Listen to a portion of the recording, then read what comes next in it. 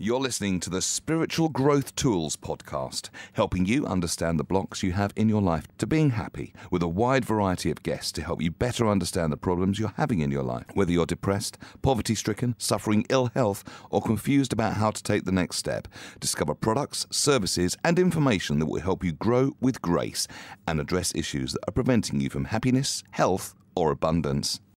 I'm your host, Caroline Nettle, and today's guest is Polly Higgins. Welcome, Polly.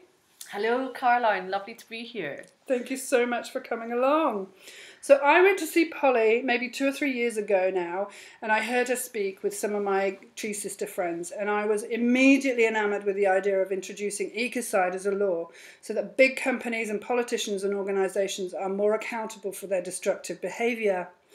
Polly is an activist, a lawyer, and an author. She has written 3 books called Eradicating Ecocide and Earth is Our Business, and the latest one is called I Dare You to Be Great, due out on the 1st of November, which is in a few days. She wants to see a world where one principle is more important than others, and that principle is first, do no harm. She has been awarded a business doctorate honoris causa from the Business School of Lausanne, took the seat as the Honorary Arne Næss Professor of Oslo University, and has also been named Earth's Lawyer by the Change Awards. And the Ecologist magazine said about her one of the world's top 10 visionary thinkers. Those are some heavy-hitting accolades, Polly. Wow, you must be really proud. Could you spend some time just introducing yourself to my listeners, to say someone who's never heard of you or what you do? Sure. Well, my name is Polly Higgins. And I suppose the easiest thing to say is that I'm a person who really cares about people and planet. And I've taken my unique skills as a lawyer, as a barrister, a court advocate, and put them to what I could see as best use. For me, I saw that there was missing law. Amazingly, it is a crime to steal an apple, but it's not a crime to destroy the earth. How can this be? So I realised that, in a way, law is having to play catch up. And when we have missing law, often what happens, it's bigger than a loophole. It acts as a kind of floodgates where business will flow unless curtailed. Because one of the biggest problems is that in legal terms, it is the law to put the interests of the shareholders first, which means to put profit first. And of course, when we do that, the last thing we want is our profit fettered in any way, especially if it means that we have to pay up or even prevent the massive damage and destruction that can happen along the way. So what I've done is I've proposed into the United Nations that we have an international crime of ecocide to criminalise mass damage and destruction. And what that does is it creates an overriding legal duty of care. So the question that has to be asked in the boardroom and politically and financially is, first, is this going to cause significant harm? And if so, we can't go there. We can't invest in it, we can't create policy to support it, and we cannot make business out of it. Now, I'm not anti-business, not at all. In fact, if anything, this is a law that really supports those who want to create the innovation in the other direction. Because at the moment, it's rather like those businesses and entrepreneurs who want to do the non-harmful activity, the renewable energies, for instance. It's like the salmon swimming upstream. Only the stream is so dirty and so clogged that it's actually killing them off because of the huge harm that's playing out upstream. And what a law of ecocide does is it closes that stream of harm coming downstream, and instead it opens up the floodgates to the clean water, the clean energy moving into the innovation in the other direction. Fabulous. So would you say then it's not really about making people accountable for what they've done, but yet looking to start so that we don't do any further damage? Would that be fair? It's both. Okay. It is accountability at the very top end. So this is really about holding those few thousand people, CEOs, directors, heads of state, ministers and financiers, who make decisions that have significant adverse consequences, not just for humanity, but for all living beings. So this is really accountability at the very top end. But it is more than that, because it's also it's preemptive. So it's a first, you have to think, okay, is this going to cause harm, and if so, we can't go there. It's preventative because it prevents it from continuing, and it's also about putting in place some radical provisions to do with restorative justice. And that's very important, because it's one thing to have already caused destruction, it's another thing to actually put back now that which we have already harmed. So it's about closing the door from what has already been caused, but it's about moving forward as well and putting back in place that which has been lost. That's quite crucial as well. We don't just walk away from the vast tracts of land that have been desecrated and leave them abandoned. In fact, if anything, it's about putting in place programs to actively go in and help restore and remediate those lands and those communities adversely impacted as well. And what is bringing me to mind of is I had a wonderful conversation with Charles Eisenstein, who I know is a good friend of yours. Yeah. He came on the show, early this year, I think it was. And we were talking very much about how change happens within a person. And he actually said to me, well, when you got the perception change, what happened to you? Did people come up and bang you on the head, or did you just know what happened? And I said, oh no, some people really held me. I was really in a place of love at a time when I was quite broken and had just got sober. And it was a really big time for me. But one of the things that I always struggle with is, I can do my recycling and I can live really greenly, but I'm not the person who's, allowing drilling to go on in the Arctic, and I'm not in charge. But I have to say, when I was in the corporate world, I didn't know that I had a choice that was different. We were so brainwashed, and it was all about the profit, like you say, and it horrifies me now that I spent that long of my life not knowing. I was really unhappy, I know that, but I didn't know why I was unhappy. Now I look back and I think, gosh, I really didn't think outside the box at all. And of course I didn't, because I wasn't trained to. So it'd be really interesting to hear your views on, how does one go about going to Exxon's, chief officer or something and saying, by the way, what you're doing is not what people want, and now we have to check. I mean, it just seems such a big question. Well, this is the interesting thing. What we have in place is a normative. It is the norm to make lots of money out of, it just so happens, very destructive practices. So everyone's bought into it. It's exactly as you were saying. You actually didn't know otherwise when you were working within that corporate structure. And it's very interesting. Barings Bank here in the UK, when was it? I don't know, 15 years ago, when Barings Bank suddenly went completely belly up overnight, and it was because of one trader who was losing money hand over fist, and he was covering it up by doing more and more insider and dodgy deals, and eventually it just completely collapsed. And and we've seen that, the Bernie Madoffs of this world and what have you. And what's so interesting though is that in Barings Bank, a psychologist went in afterwards to speak with members of staff, and everyone knew that insider trading was going on. In fact, everyone was doing it. And it was a normative. Even though it was recognised that it was illegal, what everyone else was doing, so hey, it's fine. And perfectly good, decent, nice, upholding people, I don't know, church-going family folk, just bought into it because it had become so much of a normative. And this is what we're seeing in this world. It is so much of a normative to not look to the consequences, to actually think it is normal to put profit first. There's something actually really very bizarre about that idea, but it takes something in us to step back and look at it objectively from another perception. And often you can't even do that if you don't even know the questions to ask. And this is part of the problem, is that often many people who are involved in these businesses and these structures and these systems, they don't even know the questions to ask, to challenge it, to say, hey, maybe this isn't right. it takes sometimes an external factor to disrupt that pattern for people then to wake up and go, you know, you're absolutely right. Why the heck are we doing this? And we will look back in this time and say, why on earth had we allowed that to go on for so long?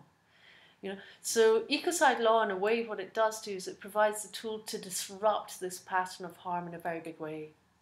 And it fundamentally reframes things. If you think this is a crime, you know, you'll step back very quickly and go, hey, well, wait a minute, we're not going to do that.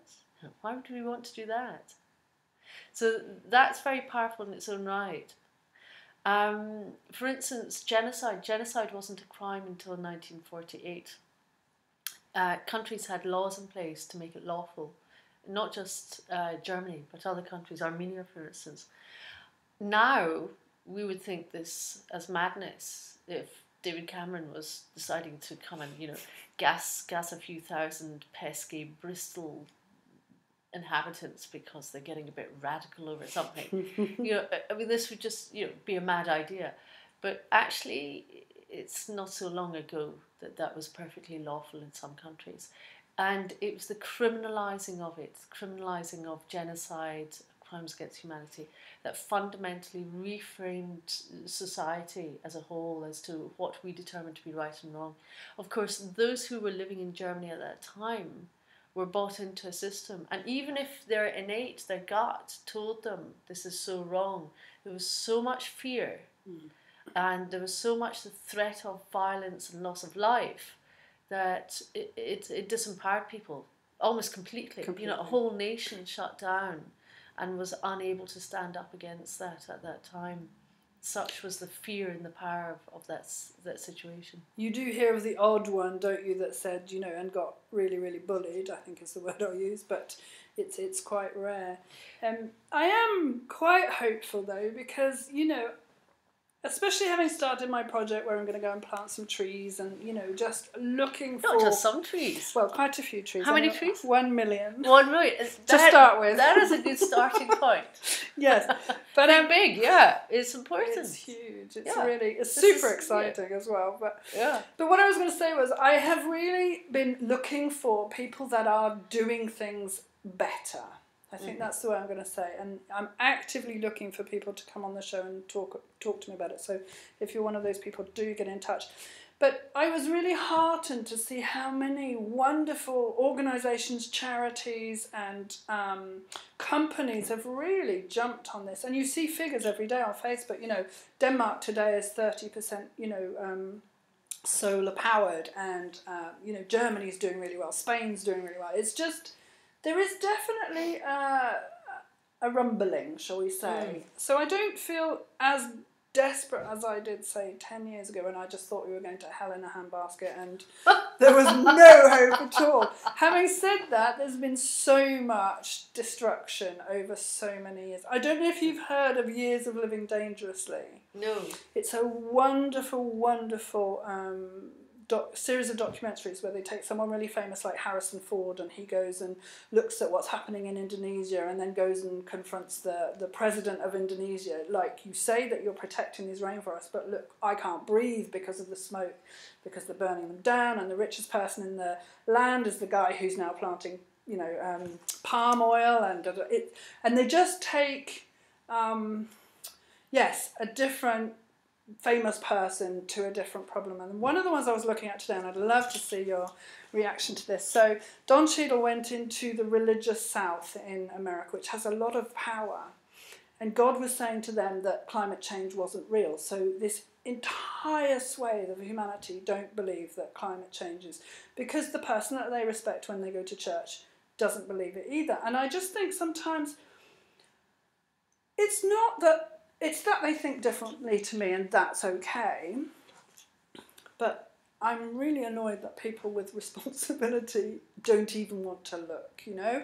And sometimes I think that's going to really hinder mankind, because I am related to everybody on this planet. If the trees all go, I won't be able to breathe, neither will you, you know? And yet there seems to be such resistance to change. So the whole of that was my question to you. How is this law coming along, and how far down the road are we, and what needs to happen, and where are you with that?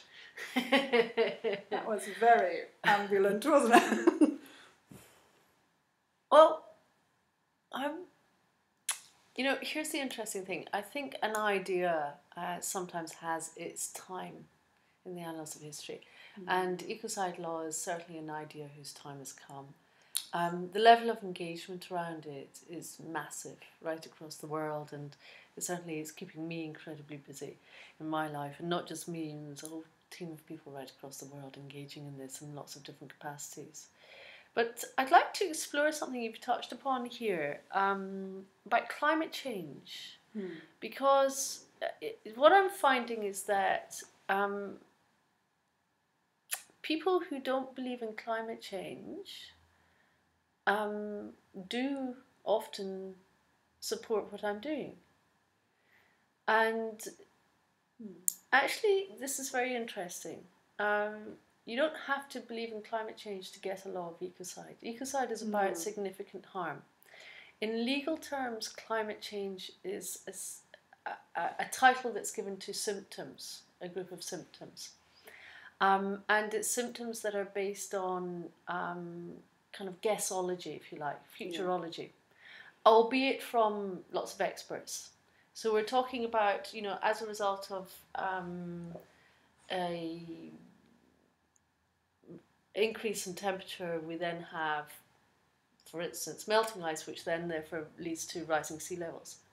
Well, someone else can come along and say, no, the sea levels happen because of shifting tectonic plates.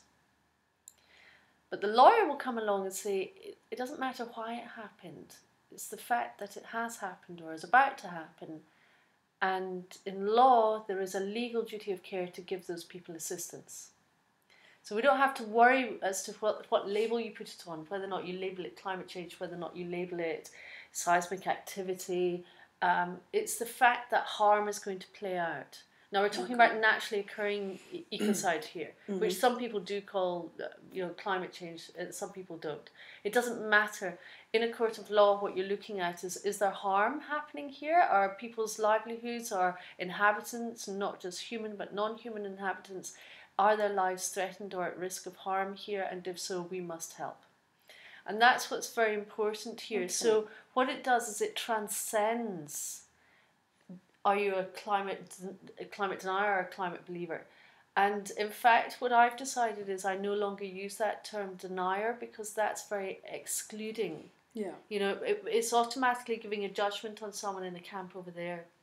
And what I've discovered is that people who don't engage with whether or not it's climate change actually find it, because it's very scary. It's sometimes far easier to just completely blank something. You don't want to know about it. Definitely. But sometimes also it's easier to engage in a narrative about, well, what do you care about? Do you care about the Amazon being destroyed? Would you prefer a world that's free of pollution, free of toxins, free of harm? And most people will say, well, yeah, of course. So it's a different kind of conversation, if you like. And it takes the whole heat out of where do you stand on the speculation as to whether or not you put a label on it. There's a lot of noise around climate change over there, whereas in legal terms, that's just a label. In legal terms, you want to look at, is this going to cause significant harm or not, whatever label you put on it. And once you start looking through that frame of reference, that shifts your vision again, and it allows you to actually have a conversation with someone who may or may not be in agreement with you as to why the harm's being caused, but can completely agree with you that harm is being caused or is about to be caused, and therefore something must be done about it, or must be stopped. Yeah, no, that's really helpful, because I do live my life by the try not to judge others, because we're all equal, but I find people that, I do find that really hard. So I'm going to completely change my perception and just say, there is harm, what are we going to do about it? Okay, I love that. So, but you didn't answer my question. So where are you with the, I mean, literally, in a language that I can understand, please. But you know, I joined it 2 years ago and was sharing like a crazy woman, so I just thought it was such a good cause. But what have you got to? Well, 2.5 years ago, I was invited to a meeting with representatives from 16 governments, to a closed-door meeting in Switzerland, to say how fast can we put this in place. Realistic, wrong word. What is required here? It was done on, you know, how fast can we do this? We recognise that this is required. You know, what is required to get this in place, and how fast? And so I laid out a roadmap, and in fact, myself and my team then said, hey, if I stop at 16 governments, let's take this out to every government in the world, which is what we did. And the roadmap is an implementation by 2020, fully operational. To do that, all it requires is for one head of state to call for this law to be added as an amendment to an existing document. This is the fast track route. Mm-hmm. There are lots of slow track routes, which I'm not interested in, but this is the fast track route. So the fast track route is to get an amendment to the Rome Statute, and the Rome Statute is possibly the most important international legal document we have. It codifies the existing international crimes against peace, which are genocide, war crimes, crimes against humanity. The most recent one that was tabled was crimes of aggression, which is the run-up to war. So looking for an amendment for that. One signatory to that document, there are 122 countries that are signatories, so one head of state, to call for that. And what that does is it sets a ball rolling very, very quickly. By doing that, then it has to be taken into an Assembly of State Parties meeting and then onto possibly a review conference. But it moves very quickly. From that calling, there's a kind of 3-month window where that meeting has to happen, United Nations meeting. So the interesting thing there is that the ball starts rolling as soon as we get a head of state or a group, ideally, to stand up and call for this. However, what we do know is that last time round, when this very nearly became an international crime, when the Rome Statute was being drafted back in the 1990s, at the 11th hour it was removed. And this all happened behind closed doors. We've got a paper trail of all documents now of that have been dug out of the UN basement. And what we want to do this time round is keep this completely out in the public domain. If it goes back behind closed doors, it'll disappear all over again. Of course it will. There are enough vested interests there that we'd want to do that. Oh yes, I imagine so that's true. This is what's so important. It's about how we create the firewall of support around this, and how we take this in through alternative means into alternative media, how we seed it out there, and literally get those who care on board at whatever capacity, whatever level, to act as powerful bridges to take that into their networks. And when that moment in time comes, when that head of state stands up, for everyone else to say, yeah, I support this too, and create that huge groundswell of support and calling for it to remain in the public domain so that it doesn't get wiped off the table once again. Amazing. So have you been speaking to any heads of state at all? Well, there's been an awful lot of conversations happening behind closed doors, as you can imagine. I mean, here's the interesting thing. I'm just a lawyer. I just go in and legally advise at the end of the day. I don't tend to get ministers or people in these positions saying, I tell you what, Polly, don't tell anyone, but a week on Tuesday we're going to go public. They don't tend to do that. No. I suspect I'm going to hear it just like you in the public domain when it happens, and that'll be a great moment as well. I just remember watching Jeremy Gilley. Do you know him Yes. from Peace One Day? Yeah, I know. And watching the film and he was trying and kept trying, and finally somebody stood up. Is it a similar sort of thing as that? No, it's not actually. God, he had a hard and continues to have a hard job in his hands. I take my hat off to him. Yeah. Peaceoneday.org if you want to look at that. Yeah. But at the end of the day, what I'm looking at is creating an international crime so that it stops significant harm right across the board. And I'm very interested in how we can use law as a force for good. This is a missing crime against peace, if you like. But also I think this is about civilization will move when civilization is ready. I just so happen, in my humble personal opinion, to think that's now. And mobilise around this in a very big way. And the appetite for causing significant harm during peacetime, because that's really what we're looking at. Ecocide during peacetime actually triggers ecocide during wartime as well. Yeah. The two are directly connected.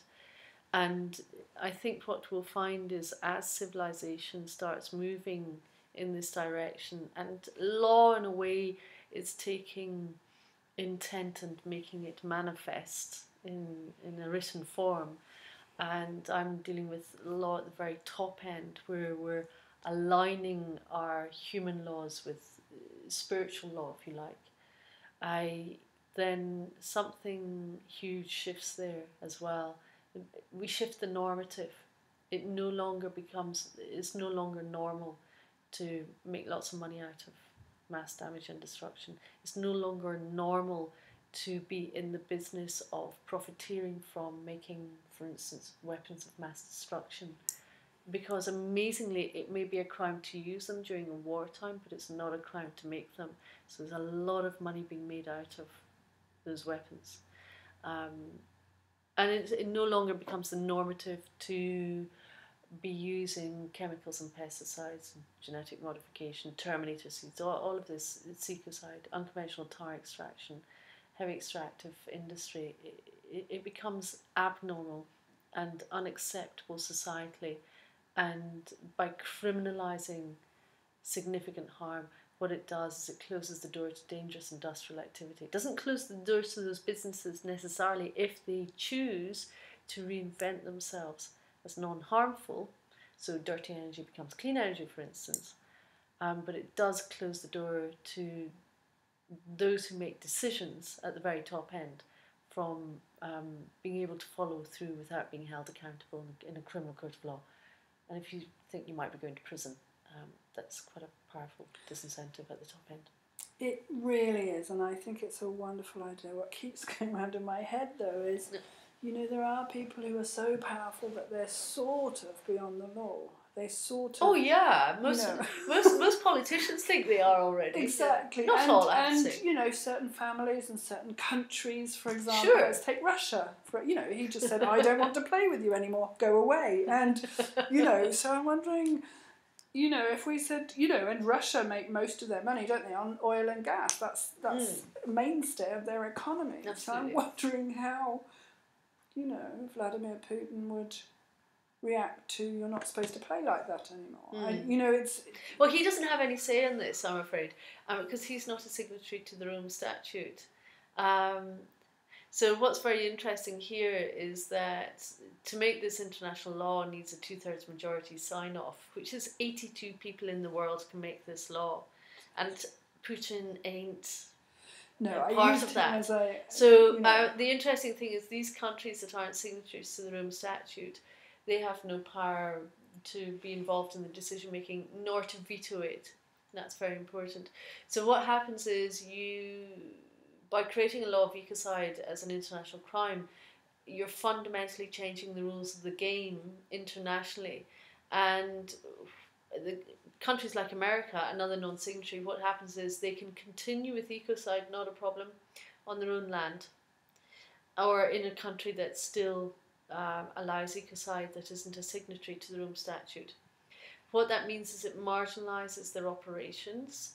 It means they're no longer a global player. It means that financially, finance dries up because no one will want to invest in something that's now criminal activity, international crime.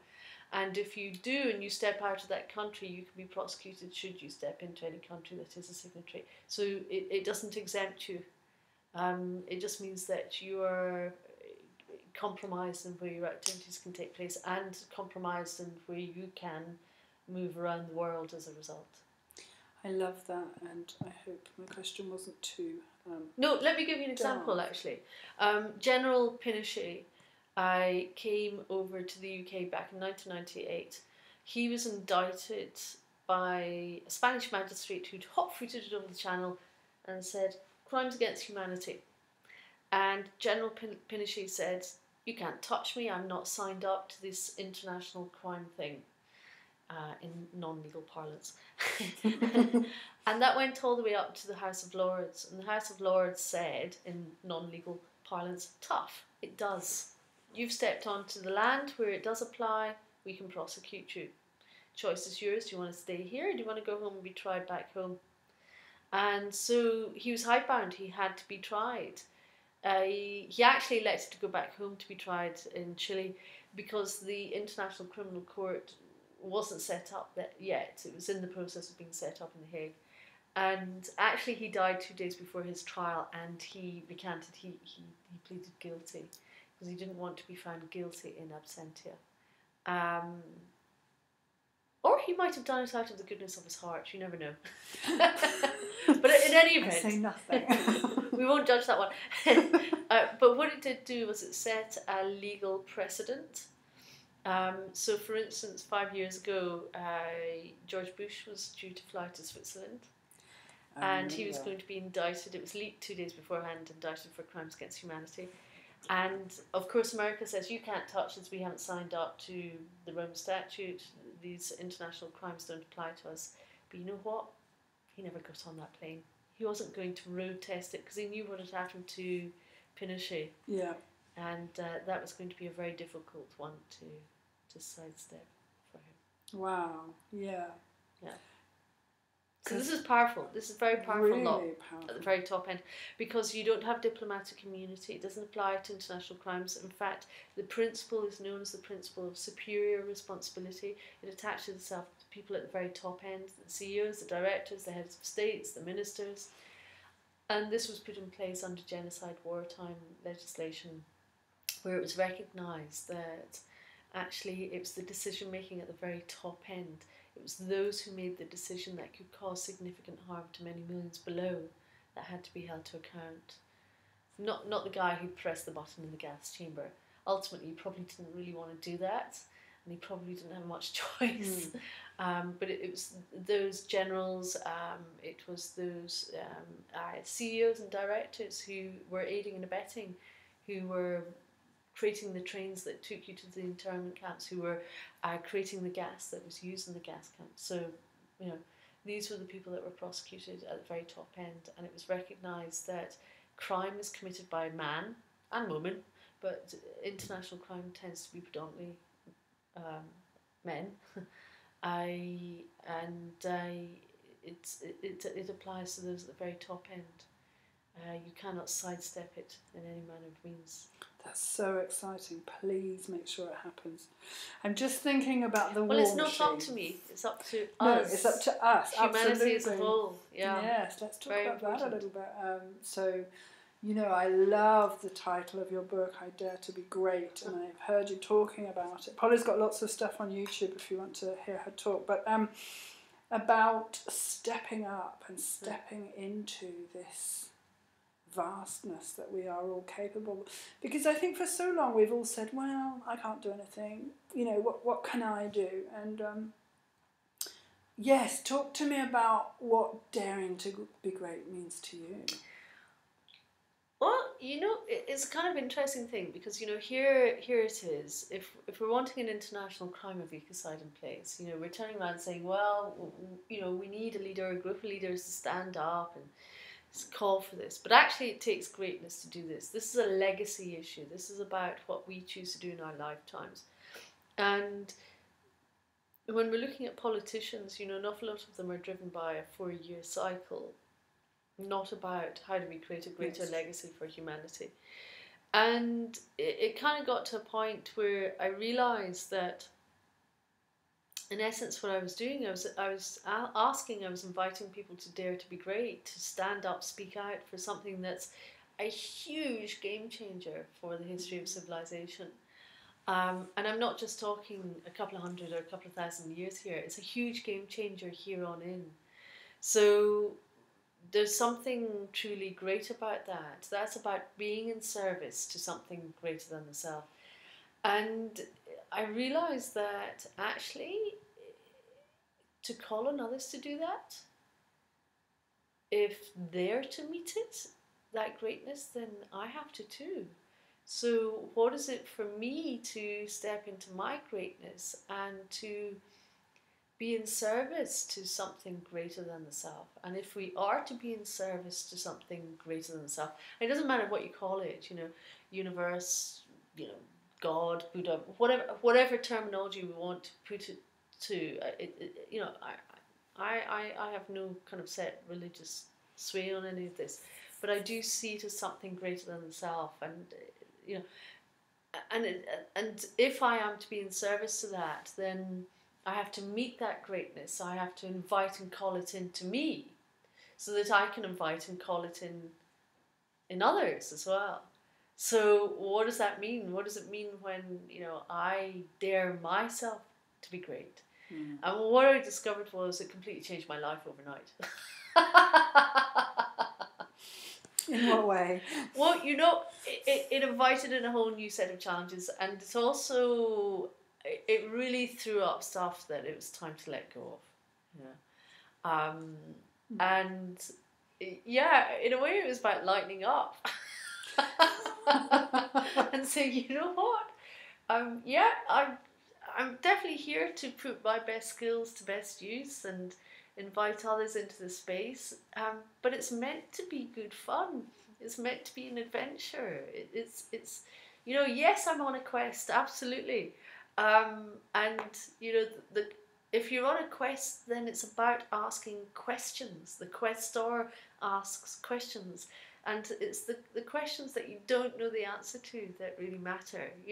We're set up in this system here in the Western world where we're given accolades for knowing the answers. I got really good at this at university. So, passing exams, getting first class degrees and all that sort of stuff. But in truth, what's the use of being able to give lots of answers everyone else knows the answers to? It's about asking the questions we don't know the answers to. And my big question to myself was, how do we create a legal duty of care for the earth? And I actually went out there looking for other lawyers to do it. But what I didn't realise was that, my quest started at that point, And there I was, off trying to find the answer to the question. And as someone somewhere along the line explained to me, the person who asked the question has all the help and support around them to find the answer. And I found myself looking around all these lawyers trying to find out who would be creating these new laws. And there was a lot of talk about, the jurisprudence behind all of this. And I kind of came back to me and went, right, maybe I need to start creating these missing laws. And, that's what in the end led me to Ecocide law. Because I could see there was missing law, and for me this is a kind of practical aspect. I'm a court advocate, so it was missing tools for me. I knew there were missing tools if I was to address this in a court of law, and what would that look like? And so the process, the journey begins, and the whole kind of quest evolves and moves forward and gains momentum as I move forward. But as you said before, it's a colossal project that you've undertaken here, which will be a life changer and a game changer. Yeah. So, it would have been really comfortable to say, do you know what, thanks very much, I'm going to sit here in bed and read my book. And it would have been really comfortable to do that. Yeah, and that's a very good point. And I found myself two things out of that. How do I square it with my conscience if I don't give it my best shot? I can't square it with myself to say, yeah, well, it'll never happen, so I won't bother. you know, William Wilberforce, when he sat under that oak tree and decided that he'd give his whole life to the abolition of slavery, he had no idea what the outcome would be. And he didn't sit there and do some kind of SWOT analysis of its strengths and weaknesses. You know, he sat there and he tapped into his innate, measured. You know, his way of measuring it was, how do I square it with my conscience? My conscience tells me I can't not speak out. And look where that took him in his life. He died a happy man. 2 days before he died, they passed the last of those laws that needed to be put in place. And that rippled right out across the world. So, you know, I have no idea where this journey will take me. And not just me, but many others who are engaging in this now. But I'll give it my best shot.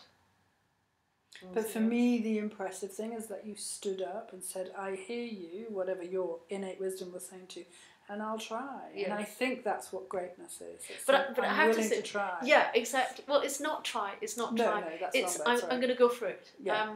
You know, trying is this kind of weird word. Yeah, you're right. You don't try. You either do or you don't. And but what's very interesting was when I first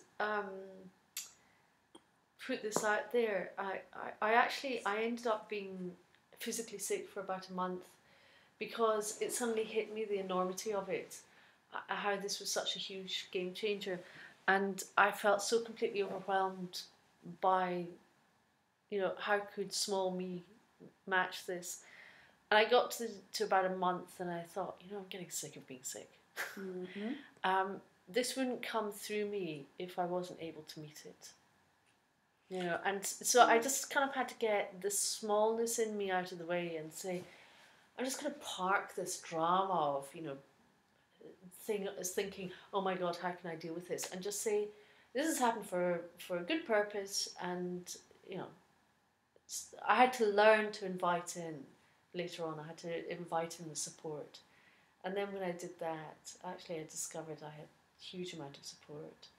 So in a way, it's been a very spiritual and continues to be a very spiritual journey, because it's a process of evolution for me as well, and learning how to receive and recognizing that people gift their time and their energy and their support and their funds as well to help me move forward. You know, I'm not paid by an organisation to do this, but I receive support from people in many different ways to help move forward, and that other people just self-authorise to take this forward in their own ways. And I love that. I decentralise everything I do. It's all under Creative Commons licensing, so that I claim no ownership over it, so that others can run with this in whatever way feels best for them. There's no need for a sign-off or anything like that. Just help message it out, take it forward. So everyone becomes a bridge in taking it forward into, you know, their networks and in whatever way. That's incredible, and I wholeheartedly identify with that. I was sitting at my desk posting about, you know, I for years I've been very angry about what we are doing to the planet, and I think it was something about Fukushima or, you know, blah blah blah. I can't even remember. And I was posting it and I was like ranting, as I tended to do. And I just heard this kind of Darth Vader voice saying, well, what do you want to do? What are you going to do about it? And I was like, oh, okay. Brilliant question for me, because I'm so good at answering everybody else's questions. And I thought, no.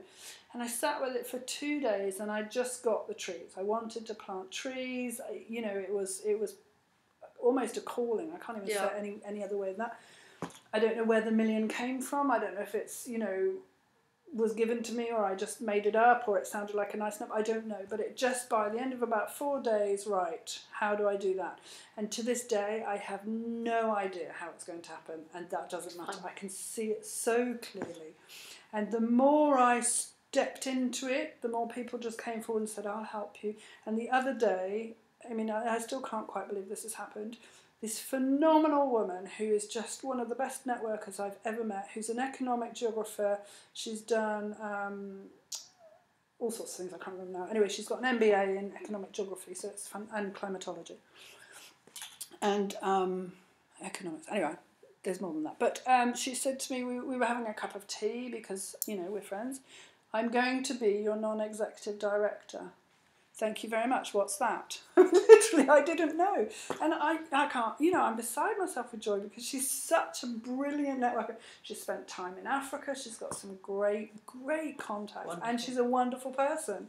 So it's going to be great. So for me, that's a real relief because up until now it's been just me and, I've been asking the universe for a few more playmates and people to come and help me do it. So I'm absolutely thrilled. But yes, I did go into, this is really frightening because it's mammoth. I'm back in that, oh my God, this is so exciting. And exactly. It's just and so that's great. a different energy. And you see how it attracts in others then. Whereas if we're stuck in a fear paradigm, actually we alienate each other. Yes, and true. That's where that rant comes in. And I know this from personal experience. I've been there and done that. I think it was also a little bit about the powerlessness in the face of whatever you want to call it, climate change or destruction or just, damn stupidity when we're spraying the food we eat with pesticides. I mean, that makes no sense to me. No. But, the powerlessness against those huge people. So then my personality is like, right, let's do something. So this is just, I can't wait. I've chosen a country where there's only 500 millimetres of rain, which for planting trees is not brilliant. So I'm going to have to learn from somebody how to recycle the water really efficiently and do this and do that. But it's so exciting. By planting more trees, you will attract in more rain, which will be held within, not even eventually. If you look at... They say 5 to 10 years, I've heard. Okay, yeah, but that's not so long. No, it's not. But in the sometimes beginning, it takes longer to make a film than that, That's true. If you look at earthshope.org, John Leo, who would be a great person for you to interview. Thank you. John Leo, he's half American, half Chinese, and he is a biologist, and also he helped green the Loess Plateau in China. The Loess Plateau is the size of England and Wales, and within 8 years they'd completely regreened it from complete desertification. Wow, I need to talk to him. And it cost less than the film Avatar to do that. Wow. And they had even less rain than that to start with. Great. And they have a lot more rain now, and they have a very green and fertile plateau. Oh, it's phenomenal. In the desert and places like that where there have been trees which have been taken away, when you start planting trees, all these seeds just start coming up which have just been laying dormant for years and years and years. So great, they're planting their trees for me. So that's great. No, and there's so much going on in Africa, and it's such a phenomenal continent, and I'm so privileged to have been. I think I was given it. I think it was just. It just came, and I'm so privileged. I need to raise a lot of money, so if anyone can help me in any way with that. But we've got sponsorship packages. It's happening. It really is. So yeah, I'm super, super excited. If you want to find out what I'm doing, go to treeplantingholidays.com. I have a list of about 26 people who've already said they'll come on a holiday when we've built the houses. So that's super exciting. And I'd love to create a nice little community where people can come and do retreats and, just have tree planting as part of that. And it'd be lovely to see you out there, Polly. So that's something to look forward to. So, yes, I can see the time. I just wanted to talk to you quickly about poverty. Population explosion and poverty, I think, go hand in hand. And, we're seeing places like in the Middle East where they're already fighting over water. There's definitely water shortages and things like that in Africa. There's going to be huge migration of, people looking for work and as the earth stops being able to grow food as readily as we have been able to, etc., etc. So is it something that you are trying to include? Does the word poverty in any way figure in anything that you're looking at? Yeah, I'd like to give an example of something that was done on a voluntary basis, and with the law of Ecocide would become mandatory, so therefore would alleviate not just poverty as in financial poverty, but also food poverty, water poverty, and also something that I call cultural poverty as well. So the Loess Plateau in China. The Loess Plateau is one of the most hostile terrains in the world. It really is an area that used to be the heart of China, used to be the most fertile of worlds. But then over thousands of years, over centuries, it became completely desecrated and just became one huge, massive dust bowl. This area is the size of England and Wales. And what happened there was that it would get heavy rains once or twice a year, and all the dust would turn into mud, and it would wash away communities and flow thousands of kilometres downstream. And then it would all dry, and then you'd have that dust bowl effect that would then, with the winds, go thousands of kilometres and wash right across cities, and nobody could see or breathe properly. So the Chinese government decided they would go upstream to solve the problem. Now this is very powerful, because they're actually literally as well as figuratively, going all the way up to the source of the problem, going, okay, so it starts here at the heart of China, where there's all this dust. Nothing is managing to hold all this sand in place. So what they did was they zoned it. 2 zones. The bottom one's called agricultural zoning, and the top area was ecological zoning. And they went into the local community and said, okay, we need you to be our green army, to go up there and plant grass. That's all we need, is grass. And we need you to help plant stuff for 3 years. And after grass, once that starts growing, because the longer grass grows above ground, the longer it grows below ground, so it creates huge rhizome structures, which then you can put other plants in, and it has something to attach itself to. But one thing, we're going to lock up your goats. We're going to keep them in pens down in the agricultural zones, which at the moment are, of course, completely barren. And of course, everyone was up in arms. You can't do that. We need our goats. Goats are the only thing that survives here, and we can, leave them. They can go and find what little. They said, yes, this is the problem. They're eating what little is there, so nothing ever has a chance to grow. But don't worry, we'll give you something to feed your goats on, but they're not allowed to go up there. We've got to let this grow first of all. And if you work in that for 3 years, then we'll help. We'll give you everything you need to plant downstream in the agricultural part, and whatever you grow downstream is yours. You have tenureship, not ownership, tenureship over it, so you can harvest whatever grows from it. But we need your help upstream for 3 years. So for 3 years, all these, it was real subsistence living peasants were up there planting, and magic happened, because what happened was the water would come and the plants would start to soak it in. And no longer would it be one huge torrential rain downpour that would be washed away, but it created rivulets which actually then started feeding downstream into the agricultural zone. And what they discovered was very quickly, whatever they did upstream had a nourishing effect on downstream. But more than that, for them within their communities, women no longer were having to become pregnant all the time at young ages, because actually their children weren't dying off. There was a need for just creating human beings to help tend to the goats. But in fact, now they were eating far healthier, they had far less health problems. Women actually were no longer so pressurised. They were making informed decisions saying, actually, I don't want to have children so young or so many. And the children, for the very first time, were actually going into higher education. For the very first time, they have kids going through university. But more than that, their families were able to harvest foodstuffs, all their crops, to sell as well as to feed themselves. So by giving into the land, they received back 1,000-fold. Now, we're talking the period of 8 years, turnaround here, amazing. From complete peasant subsistence living to having more than they could ever think, they could ever dream about. This is amazing. And 2-3 years ago, other parts of China had huge drought problems. The Loess Plateau, not a problem. And they were feeding other areas of China as well, because they're growing so much. So this is an example of something that resolves just by giving back into nature. Food poverty, financial poverty, water poverty. Suddenly they had it was being held in nature itself. Those streams never run dry now.